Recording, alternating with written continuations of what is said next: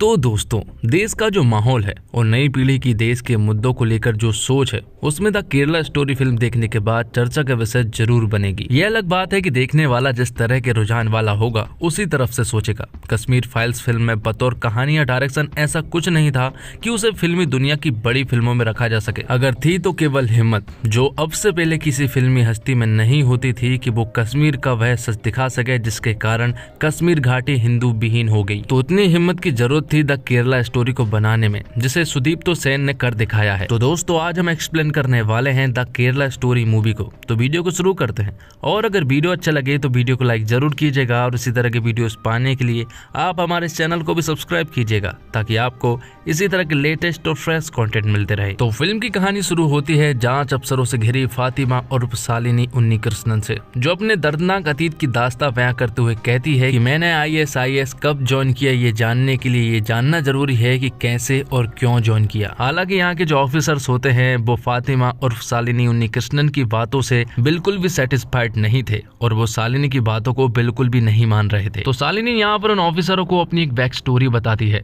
वो उनसे कहती है कि वो केरल में रहती है, जहाँ पर का उसका परिवार है। तो शालिनी के परिवार में उसकी माँ और दादी है, उसके पिता नहीं है, और शालिनी अपने छोटे से परिवार में बहुत ज्यादा खुश है। तो हाल ही में शालिनी की पढ़ाई कंप्लीट हुई है, और अब वो आगे नर्सिंग की पढ़ाई करना चाहती है, जहाँ पर कि उसके घर वाले भी परमिशन दे देते हैं। तब शालिनी केरल के कासरगोड में नर्सिंग स्कूल में एडमिशन ले लेती है, और वहाँ जाकर शालिनी की मुलाकात होती है उसके रूम की 4 रूम पार्टनर से, जिसमें गीतांजलि, नेहा और आसिफा थी। तो शालिनी और गीतांजलि हिंदू थे, वहीं नेहा कैथलिक थी और आसिफा मुस्लिम थी। तो शालिनी इनके साथ रूम शेयर करती है, और आगे चल कर इनकी दोस्ती गहरी हो जाती है। और यहाँ शालिनी, गीतांजलि और नेहा आसिफा के खौफनाक इरादों से पूरी तरह से नावाकिफ थे। दरअसल हमें शुरुआत में ही बता दिया जाता है कि आसिफा जो होती है वो अपने द्वारा इन लोगों का ब्रेन वॉश करवा कर मुस्लिम में परिवर्तन करना चाहती है। तो जब ये सारी गर्ल्स असेंबली में होती है तो हम देखते हैं कि अचानक एक आदमी मोबाइल से इनकी कुछ पिक्चर्स क्लिक कर रहा होता है, और साथ ही यहाँ पर आसिफा के साथ के कुछ लोगों को भी दिखाया जाता है जो कि लड़कियों का ब्रेन वॉश करके देश से बाहर भेजने का काम करते हैं।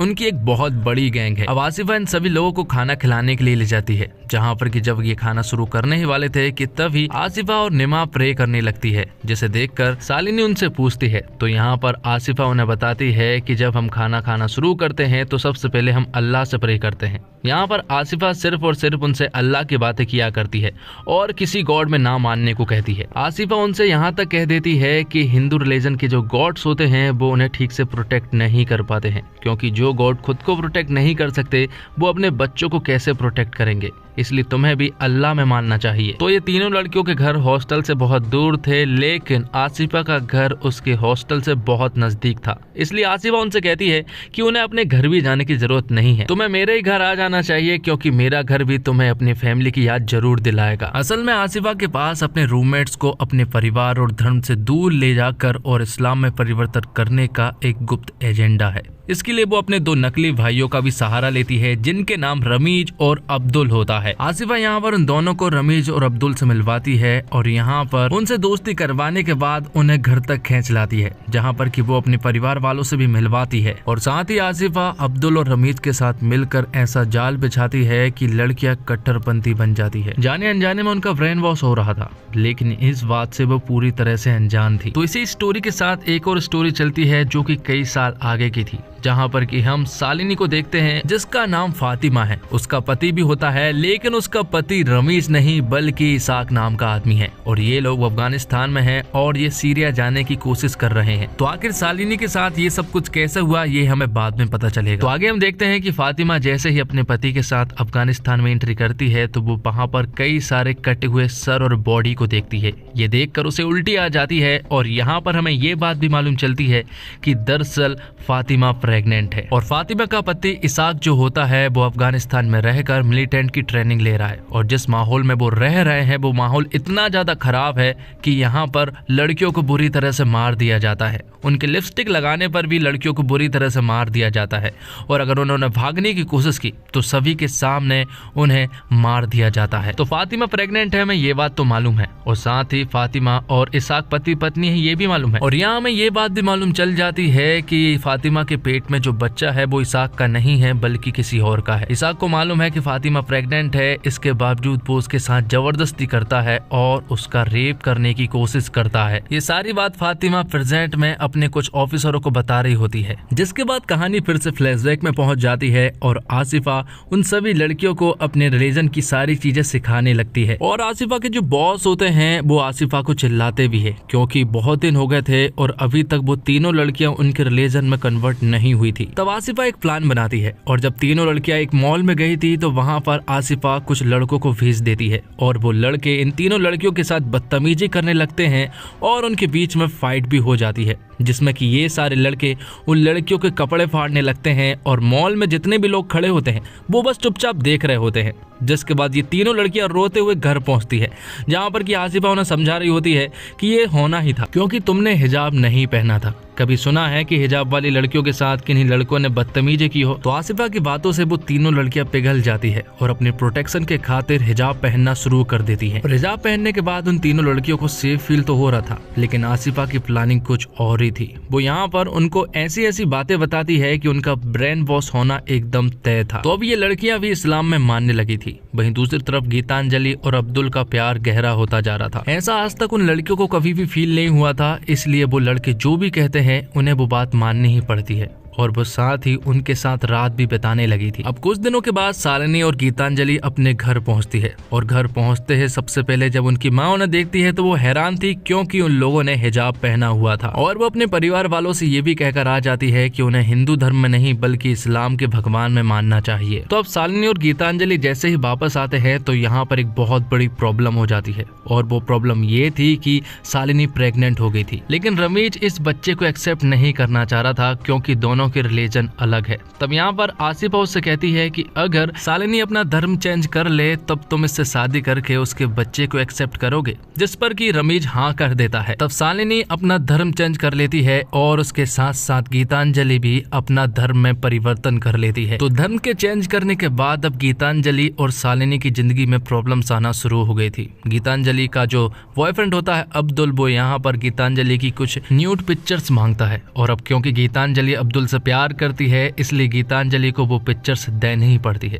और इससे भी बड़ी प्रॉब्लम तो शालिनी के साथ थी क्योंकि रमीज उसे छोड़कर जा चुका था। ये वो बर्दाश्त नहीं कर पा रही थी, इसलिए वो आसिफा के पास जाती है और आसिफा उन्हें मौलाना के पास ले जाती है। मौलाना उन्हें बताते हैं कि रमीज जो है वो अपनी माँ के साथ किसी दूसरे देश में चला गया है और अब वो वहीं पर रहेगा, यहाँ पर नहीं आएगा। पर शालिनी घर वापस भी नहीं जा सकती है क्योंकि वो प्रेग्नेंट है और उस बच्चे को गिराना भी हराम होगा। तो मौलाना उससे कहते हैं कि वैसे ही तुमने बहुत पाप कर लिए हैं क्योंकि शादी से पहले प्रेग्नेंट होना ये बहुत बड़ा पाप होता है। मौलाना यहाँ पर इसाक नाम के आदमी के बारे में शालिनी को बताते हैं कि ये आदमी तुम्हारे लिए सबसे बेस्ट होगा और वो तुमसे शादी करेगा और तुम्हारे बच्चे को भी एक्सेप्ट करेगा और अल्लाह तुम्हारे पापों को माफ करे, इसलिए तुम्हें सीरिया जाकर एक बार अल्लाह के दरबार में अपने सर को झुकाना चाहिए। लेकिन अब क्योंकि शालिनी का ब्रेन वॉश पूरी तरह से हो चुका था इसलिए वो जो भी कह रहे थे वो उनकी सारी बातों को मान रही थी। वो इसाक से यहाँ पर शादी कर लेती है और फिर थोड़ी देर के बाद यहाँ पर हम देखते हैं कि ये बात कहीं ना कहीं शालिनी की माँ को पता चल गया था, इसलिए वो दौड़ती हुई यहाँ पर आती है और वो अपनी जब बेटी को देखती है तो वो हैरान थी क्योंकि उसकी शादी हो चुकी थी। और यहाँ पर मौलाना के जो लोग होते हैं वो शालिनी से उसकी माँ को नहीं मिलने देते हैं और शालिनी को अपने साथ ले जाने लगते हैं। यहाँ पर शालिनी से कहा गया था कि वो कोलंबो जा रहे हैं पहले तो हनीमून के लिए, जबकि वो लोग सीरिया जा रहे थे। शालिनी बैकग्राउंड में बता रही होती है कि पासपोर्ट वीजा ये लोग बहुत ही आसानी से कर लेते हैं और यहीं पर शालिनी का नाम चेंज होकर फातिमा रखा गया था। वो सारी प्रोसेस कर लेते हैं और वो पहले तो कोलंबो ही जाते हैं। यहाँ दूसरी तरफ गीतांजलि के पास अब्दुल कॉल करता है और अब्दुल भी गीतांजलि को अपने साथ सीरिया चलने को कहता है, लेकिन यहाँ पर गीतांजलि साफ मना कर देती है। वो उससे कहती है कि मैं अपने इंडिया को छोड़कर कहीं भी नहीं जाने वाली। तब यहाँ पर अब्दुल गीतांजलि को ब्लैकमेल करते हुए कहता है कि तुम्हारी जो न्यूड पिक्चर्स मेरे पास है, अगर तुम मेरे साथ नहीं चली तो वो उन पिक्चर्स को वायरल कर देगा। अब गीतांजलि को धीरे धीरे समझ आने लगा था कि कहीं ना कहीं लोगों ने हमको फंसाया है, इसलिए वो अब्दुल से साफ मना कर देती है कि वो उसके साथ कहीं भी नहीं जाने वाली, उसे जो करना है कर ले। जिसके बाद गीतांजलि सब कुछ छोड़ छाड़ के अपने घर वापस आ चुकी थी। उसके घर वालों ने भी उसे एक्सेप्ट कर लिया था। लेकिन अब मौलाना और अब्दुल के लोगों को गीतांजलि की जरूरत नहीं थी, क्योंकि वो उनकी बात नहीं मान रही थी। इसलिए अब्दुल उसकी सारी पिक्चर्स को वायरल कर देता है। अब गीतांजलि के पास कोई और रास्ता नहीं था, इसलिए उसे सुसाइड करना पड़ता है। अब आगे हम देखते हैं निमा को, जो कि शालिनी की कैथलिक दोस्त होती है। वो शालिनी के पास कॉल करती है और उस समय शालिनी कोलंबो में थी। निमा शालिनी के पास कॉल करके सब कुछ बता देती है कि हम लोग एक ट्रैप में फंस चुके हैं। जो हमारे साथ हुआ था वो सब एक प्लानिंग थी और आसिफा ने हमारे साथ एक खेल रचा था और हम उस खेल में फंस चुके हैं। और निमा यहाँ पर उसे गीतांजलि के बारे में भी बता देती है कि उसने सुसाइड कर लिया है। तो अब निमा उसे अपने बारे में बताती है। वो उससे कहती है कि आसिफा ने मुझे एक लड़के से मिलवाया था। वो लोग एक डिनर पे गए थे, जहाँ पर कि उस लड़के ने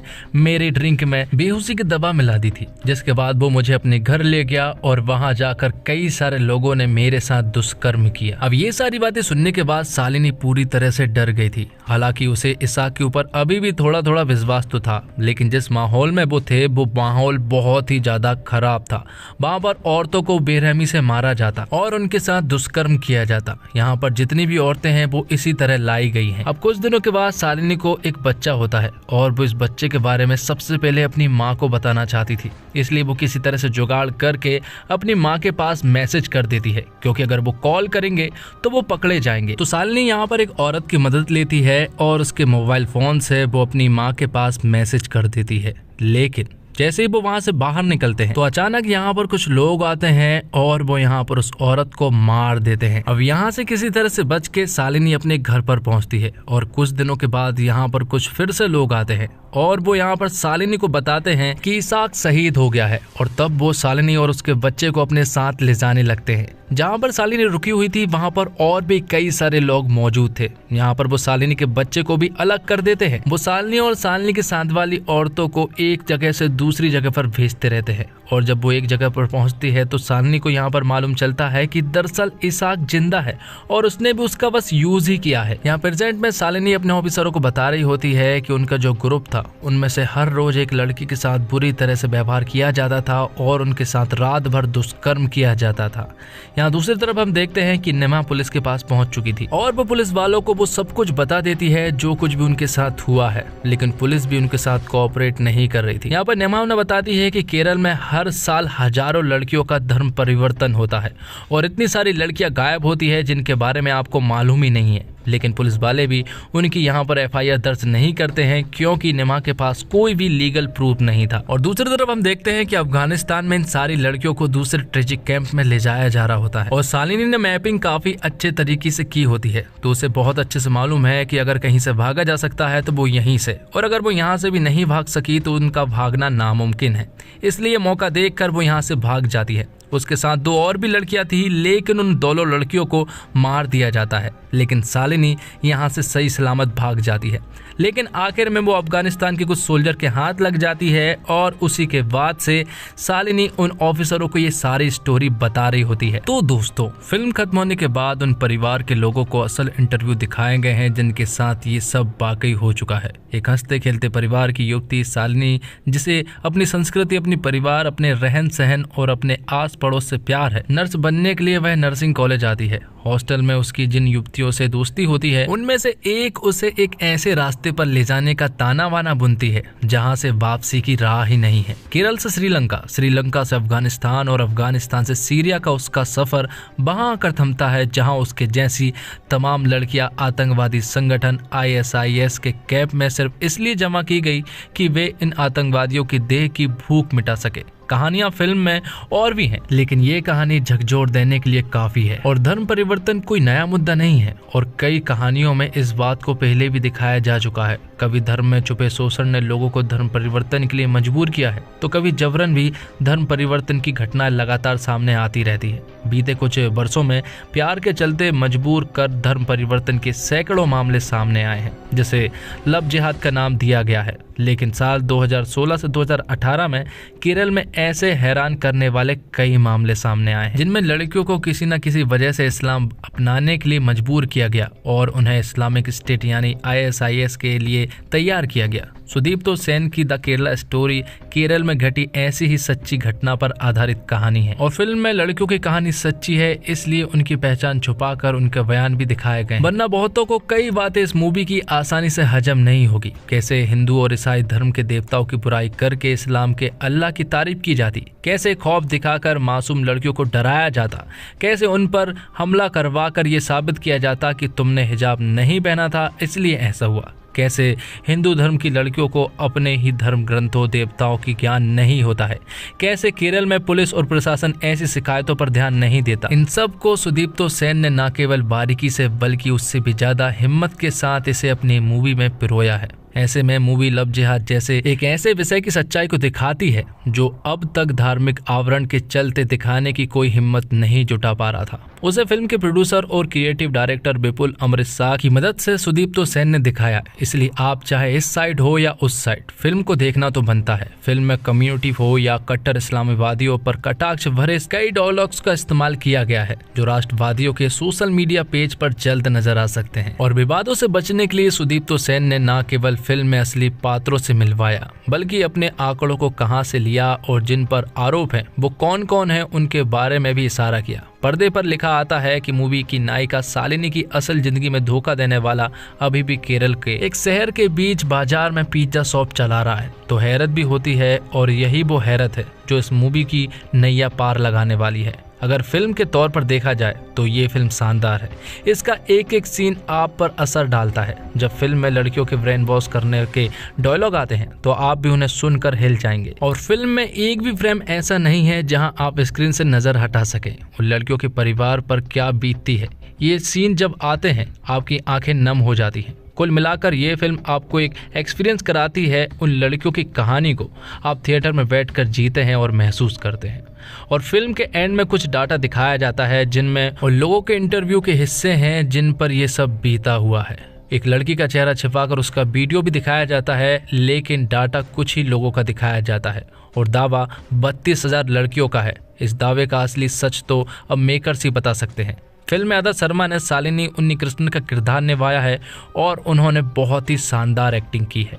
आप भी उनके दर्द को अंदर तक महसूस करते हैं। और आदर्श शर्मा ने साउथ इंडियन एसेक्ट को बहुत जबरदस्त तरीके से पकड़ा है। इसके अलावा बाकी किरदार ने भी फिल्म में शानदार काम किया है। इसके अलावा सुदीप्तो सेन का डायरेक्शन भी परफेक्ट है। उन्होंने केरल के कॉलेज और ISIS की दुनिया को इस तरह से क्रिएट किया है कि आपको यकीन हो जाता है कि ये वही दुनिया है। हर चीज असली लगती है। और साथ ही फिल्म को वीरेश और विशाख ज्योति ने म्यूजिक दिया है जो बेहतरीन है। फिल्म के गाने और बैकग्राउंड स्कोर कहानी को शानदार तरीके से आगे ले जाते हैं और गाने के बोल ऐसे हैं जो आपका दिल छू ले जाते हैं। और इसी के साथ ये एक्सप्लेनेशन यहीं पर खत्म होता है। उम्मीद करता हूं दोस्तों आपको वीडियो पसंद आई होगी और वीडियो में टिप्पणी जरूर करें। कमेंट्स बॉक्स में जाएं और अपनी राय जरूर लिखें कि आप इस फिल्म को देखने के बाद क्या महसूस करते हैं। और मेरे हिसाब से आपको ये फिल्म थिएटर में ही देखनी चाहिए, क्योंकि जब आप इस फिल्म को थिएटर में देखेंगे तो आप वो फीलिंग को महसूस कर पाएंगे, उनके दर्द को साफ साफ देख पाएंगे।